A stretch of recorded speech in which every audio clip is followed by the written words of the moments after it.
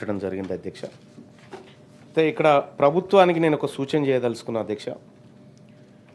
2014 నుంచి 2024 వరకు తెలంగాణ రాష్ట్రంలో బీసీలకు జరిగిన కేటాయింపులు పెట్టిన ఖర్చులు అధ్యక్ష చాలా భయంకరంగా ఉన్నాయి అధ్యక్ష. ఓబీసీల హాస్టల్స్ మెయింటెనెన్స్ కోసం 3,915 కోట్ల రూపాయలు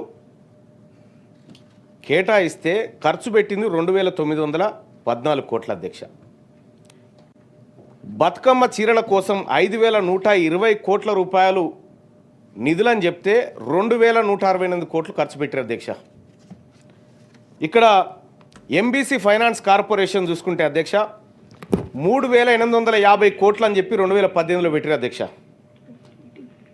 కానీ రిలీజ్ చేసింది 601 కోట్లు అయితే ఖర్చు పెట్టింది 19 కోట్ల అధ్యక్ష. నాయ్ బ్రాహ్మణ ఫెడరేషన్కి 760 కోట్ల రూపాయలని చెప్పి నిధులు అన్నారు అధ్యక్ష. 83 కోట్లు ఖర్చు పెట్టిరు. అందులో 75 కోట్ల రూపాయలు కరెంటు బిల్లులకే వాపసు తీసుకున్నారు అధ్యక్ష. ఇక్కడ గౌడ కార్పొరేషన్కు 186 కోట్ల రూపాయలు అని చెప్పి పెట్టిరు అధ్యక్ష. 18 కోట్ల రూపాయలు ఖర్చు పెట్టిరు అధ్యక్ష.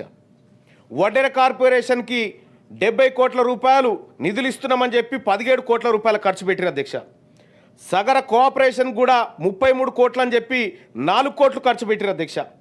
బోయా కార్పొరేషన్కి 35 కోట్లు అని చెప్పి 27 కోట్లు రిలీజ్ చేస్తున్నామని చెప్పి 5 కోట్లు ఖర్చు చేసిరు అధ్యక్ష. ఇట్లా ఎంబీసీలకు సంబంధించిన విషయంలో కూడా అధ్యక్ష అనేక కార్పొరేషన్లు పెట్టి వాటికి భారీగా నిధులు ఇస్తున్నామని 10 సంవత్సరాల పాటు మా వర్గాల ప్రజలను చీట్ చేసిరు అధ్యక్ష.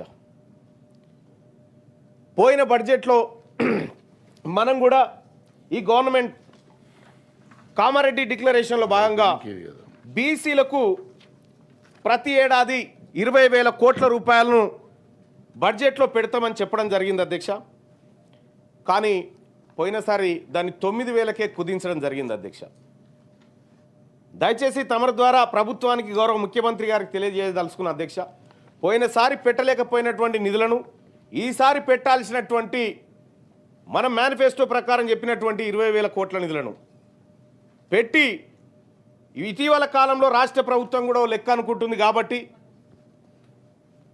ఆ లెక్క ప్రకారమైన నిధుల విషయంలో కానీ రాజకీయ అవకాశాల విషయంలో కానీ ఉద్యోగాల విషయంలో కానీ ఈ రాష్ట్ర ప్రభుత్వం చొరవ తీసుకోవాలి సార్. అట్లాగే ఎస్సీ ఎస్టీ సప్లాన్ లెక్క బీసీలకు కూడా సప్లాన్ తీసుకురావాల్సినటువంటి అవసరం ఉంది సార్.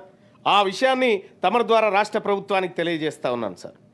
ఇక బీసీలకు సంబంధించినటువంటి సార్ కాంట్రాక్టర్లు సార్ ఇదే కామారెడ్డి డిక్లరేషన్లో 42% పనులను ఎస్ సార్ అదే విషయంలో సార్ క్లారిఫికేషన్ విషయంలోనే సార్ ఇవి నాకు కనిపించలేదు సార్, అందుకోసమే చెప్తా ఉన్నా. 42% కాంట్రాక్ట్లను బీసీ కాంట్రాక్టర్లకు ఇస్తామని చెప్పి మనం అనుకున్నాం సార్. కానీ గవర్నర్ గారి ప్రసంగంలో అది కనిపించలేదు సార్. దయచేసి అది కూడా ఉంటే బాగుండేది అనేది ఒక మాట చెప్తా ఉన్నా సార్. ఇక ఇంకొక కీలకమైనటువంటి విషయం సార్, గత ప్రభుత్వాన్ని ప్రజలందరూ తిరస్కరించి ఉద్యోగులందరూ తిరస్కరించి సబ్బండ వర్గాలు తిరస్కరించి ప్రధానంగా ఉద్యోగులు కీలక పాత్ర పోషించారు అధ్యక్ష.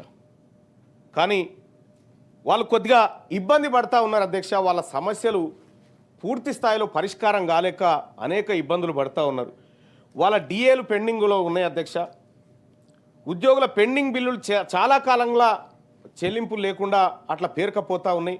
రిటైర్ అయినటువంటి ఉద్యోగి ఏడాది కాలం నుంచి బెనిఫిట్స్ కోసం ఎదురు చూస్తూ ఉన్నాడు అధ్యక్ష. ఇట్లా అనేక రకాలైనటువంటి సమస్యలు మనల్ని నమ్ముకున్నటువంటి అంటే మనం ఏదైతే ప్రజలకు హామీ ఇచ్చినామో ఆ హామీలను నమ్ముకున్నటువంటి ప్రజల నుంచి వస్తున్నటువంటి ప్రశ్నలు అధ్యక్ష. వాటన్నిటికీ పరిష్కార మార్గం ఇక్కడ దొరకాలని కోరుకుంటా ఉన్న అధ్యక్ష. అలాగే తెలంగాణ రాష్ట్ర ప్రభుత్వం ప్రతిష్టాత్మకంగా బీసీలకు 42% రిజర్వేషన్ ఇవ్వాలని నిర్ణయం తీసుకున్నటువంటి ధర్మిలా ఈ రాష్ట్ర ప్రభుత్వానికి బీసీ ప్రజల పక్షాన ధన్యవాదాలు తెలియజేస్తూనే దాన్ని పూర్తి స్థాయిలో ఇంప్లిమెంట్ చేసి ఈ రాష్ట్రంలో బీసీలకు అత్యధిక రాజకీయ వాటా స్థానిక సంస్థలో దక్కేలా చూడాలని చెప్పి తమరి ద్వారా ఇక లెక్కల విషయానికి పోవాల్సినటువంటి అవసరం లేదు అధ్యక్ష. ఇక మేము కూడా పోవాలనుకోవట్లేదు. రాష్ట్ర ప్రభుత్వం ఏదో లెక్క అంటుంది, మేము గౌరవిస్తున్నాం.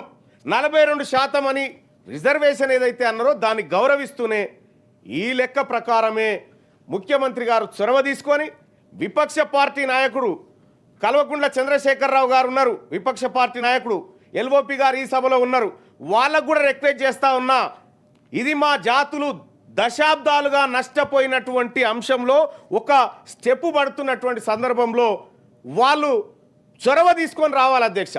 అలాగే భారతీయ జనతా పార్టీ కూడా రిక్వెస్ట్ చేస్తా ఉన్నాం అధ్యక్ష. ఇక్కడి నుంచి నిజంగా మా బీసీల పట్ల ప్రేమ కనుక ఉంటే, మా బీసీల పట్ల ఈ దేశంలో ఉన్నటువంటి పార్టీలకు ప్రేమ ఉంటే ఖచ్చితంగా 42% రిజర్వేషన్ అమలు చేయడం కోసం అందరూ కలిసి అఖిలపక్షంగా ప్రధానమంత్రి నరేంద్ర మోడీ గారి దగ్గరికి పోవాలి, కేంద్ర ప్రభుత్వం దగ్గరికి పోవాలి, పోయి మెప్పించాలి.